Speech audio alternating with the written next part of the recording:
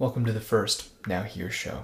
This video series is supposed to coincide with a course that I began teaching in January of 2015. However, we felt that after the events of October 22nd, 2014, it was important to release this video, the first in this series, now, to help people make sense out of the events that have happened on that day, as our community still reels with the murder of Nathan Cirillo. My condolences, quote, to his family. I am truly sorry for his loss, and especially to his 6-year-old son.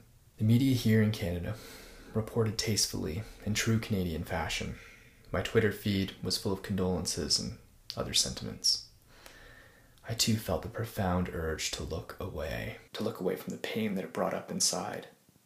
We are exposed to so much hurt, and it's natural to want to avoid the pain. So in helping with that pain, I'm going to invite you to do something different, to take a perspective that might be difficult, because true healing can't happen until we can truly learn to be with one another.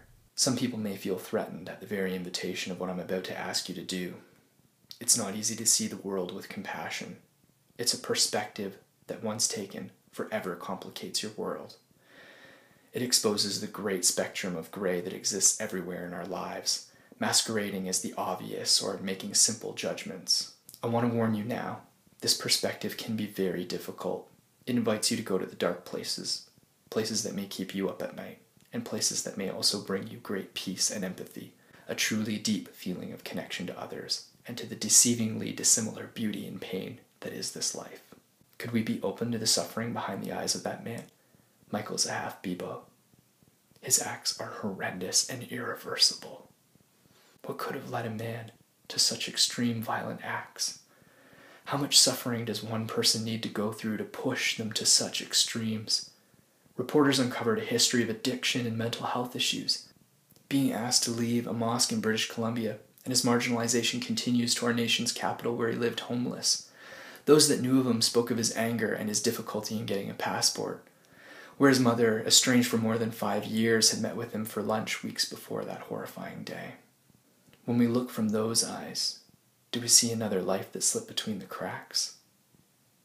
Can you connect with his pain? What it must have been like to be him? What about in this graduation photo?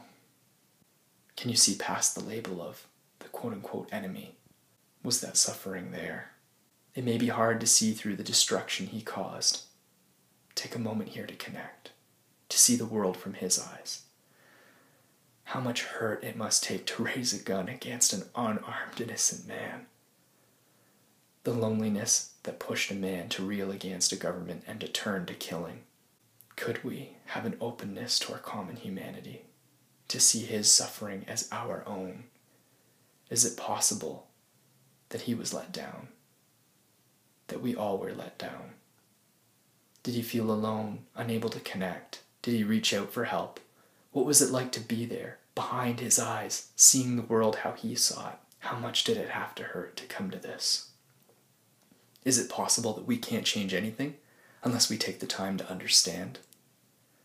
2 men needlessly lost their lives that day. Don't look away. The suffering is great, and we can learn to receive it.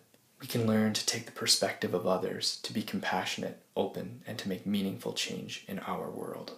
Although these words are my own, the ideas behind them aren't. I have many people to thank. Thank you for taking the time to watch this video. I appreciate your commitment to compassion